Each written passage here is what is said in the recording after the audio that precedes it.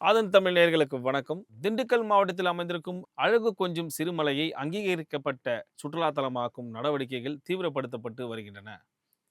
மலை வாழைப்பழத்துக்கு மிகவும் பெயர் போனது சிறுமலை. பழனி கோவிலில் பஞ்சாமிர்தம் தயாரிப்பதற்கும் இங்கிருந்துதான் இன்று வரை மலை வாழைப்பழம் அனுப்பப்பட்டு வருகிறது என்பது இந்த மலையின் சிறப்பம்சமாகும். திண்டுக்கல் மாவட்டத்தின் மிகப்பெரிய அடையாளமாக கொடைக்கானல் மலைகளில் இளவரசி என்று போற்றப்படும் அதே நேரம் சிறுமலை மலைகளின் சிற்றரசி என்ற பெருமையை பெற்றிருக்கிறது. இந்த மலையின் சிறப்பை உணர்ந்தவர்களும் இயற்கையை நேசிப்பவர்கள் மட்டுமே சிறுமலைக்கு சென்று வருகிறார்கள். ஒரு சுற்றுலா தலத்திற்கான அனைத்து சிறப்புகளையும் கொண்ட சிறுமலைக்கு அனைத்து தரப்பு மக்களையும் வரவழைக்கும் முயற்சிக்கு தான் தற்போது அதற்கான பணிகளை தீவிரப்படுத்தப்பட்டு வருகின்றன.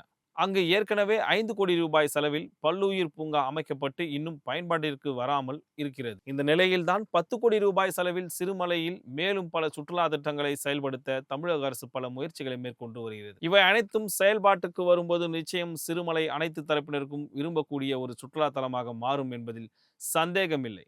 திண்டுக்கல் அருகே தொடங்கும் சிறுமலை மாவட்ட எல்லையான வாடிப்பட்டி வரை நீண்டு இருக்கிறது. இந்த மலைப்பகுதியில் சில மலை கிராமங்களும் அமைந்திருக்கின்றன. பட்டு வளர்ச்சித்துறை, தோட்டக்கலைத்துறை என அரசுக்கு சொந்தமான இடங்களும் இங்கு இருக்கின்றன. இங்கு காபி, மிளகு போன்ற பணப்பயிர்களும் ஆங்கில வகை காய்கறிகளும் அதிக அளவில் சாகுபடி செய்யப்படுகிறது. பசுமை கொஞ்சும் இந்த சிறுமலை பகுதியில் இன்னும் பழங்குடி மக்கள் தங்கள் பாரம்பரியம் மாறாமல் தங்களுக்கான பழக்க வழக்கங்களை தொடர்ந்து கடைபிடித்து வருகிறார்கள். அங்கீகரிக்கப்பட்ட சுற்றுலா தலமாக சிறுமலை மாறும் பட்சத்தில் இந்த பாரம்பரியத்திற்கு பாதிப்பு ஏற்படலாம் என்பது சுற்றுச்சூழல் ஆர்வலர்களின் கவலையாக உள்ளது.